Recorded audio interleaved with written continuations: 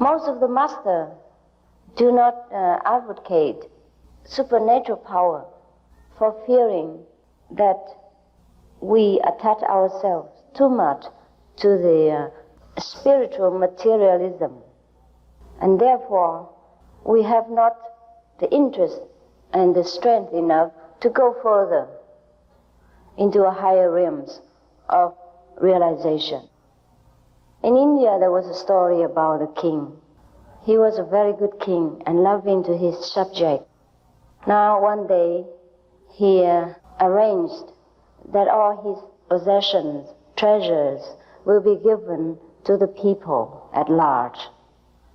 Whoever needs anything can just come and satisfy him or herself at the exhibition without any condition at all. Because he has no children and no family ties, so he loved his people as his own. Everyone came and picked something of his heart's desire. But there was one girl.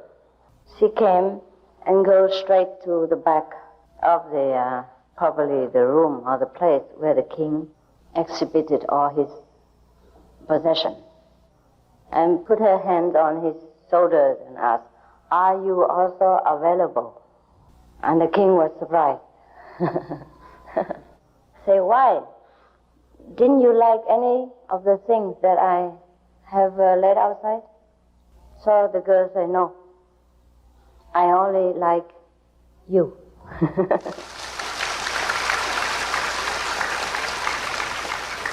So, and then, of course, the king was very happy that somebody liked him for himself alone and not because of his treasures.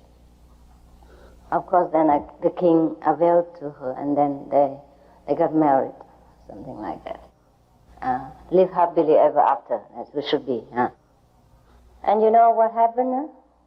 The girl did not want anything, but the whole nation belonged to her, including all these subjects and all these objects. Therefore, in our path, we also do not advocate the miracle power. Doesn't mean we don't have.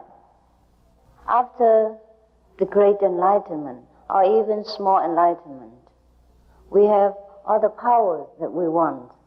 But then we will have so much that we don't even know how much power we have.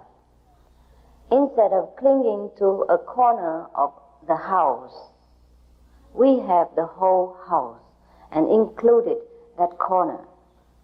Some people, before coming to learn this immediate enlightenment method of the heavenly light and sound, they have also tried to practice in many other meditational ways. And they have also achieved probably somewhat of the city's power, or the power of seeing very far away, or hearing something which is not in the vicinity.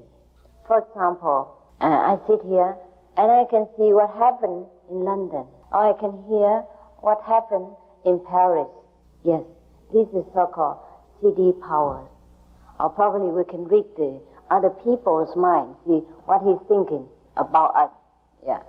Wow, this is probably good for the spy, for the people who are doing 007 or something like that. But then after they have become initiated into our path, somehow they lost these powers.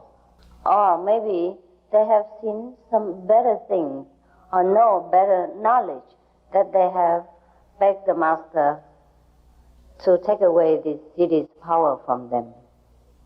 There were two reasons for this. First, probably they've gone too high, higher than the city power level. So they have overlooked the previous miracle that they have possessed. The second reason why they have not lost this power and begged the master to take them away, it is because they probably still cling to this power somewhat in their mind.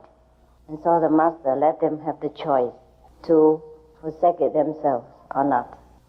Because after you have gone into a little bit further region of consciousness, a higher level of being, then you will feel that these cities, so-called power, are more hindrance than help to our spiritual progress. Therefore, we automatically do not want to use them.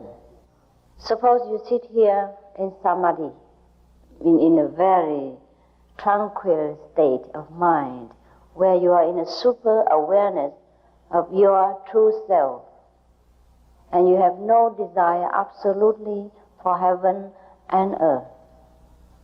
And then you see something happen in London, which is very gruesome, and then you can't do nothing about it. Would that make you feel comfortable? No, not really, right, you're correct. Yeah, you feel more frustrated, and then you get more upset, and you have tried to attain the state of peace of mind, and here you are, feeling very frustrated and miserable about somewhere else's condition, of which you cannot do absolutely anything at all. Or maybe you see to somebody else's heart or mind, or you see into your wife's heart and see that she's loving the neighbors and not you. And then could that be helpful when you're sitting in meditation? No. And suppose somebody bearing a lot of hatred against us, and then we have the power to penetrate his mind. That would be very uncomfortable feeling for both.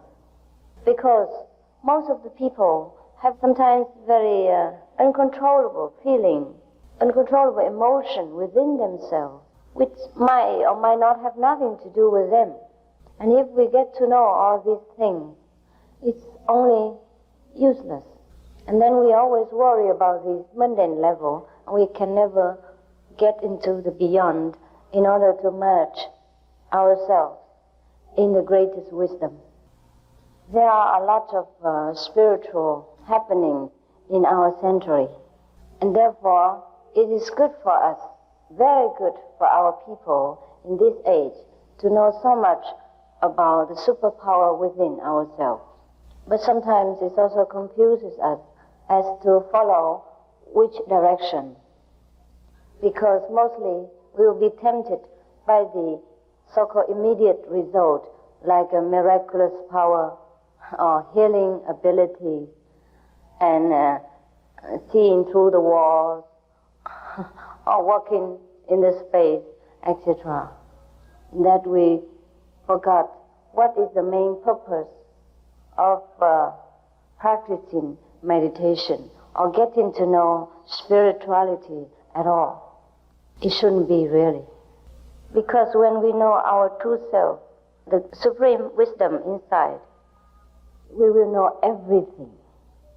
That, I think, is the best measurement, the best standard to judge which path we should concentrate on.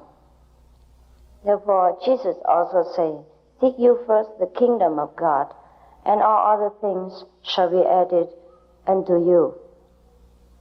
The kingdom of God is not something that is very far away in heaven.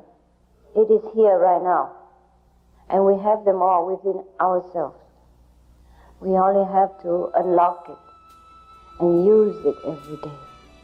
And then we will see how better a person we become, how wise, how loving, and how satisfied a person we will become.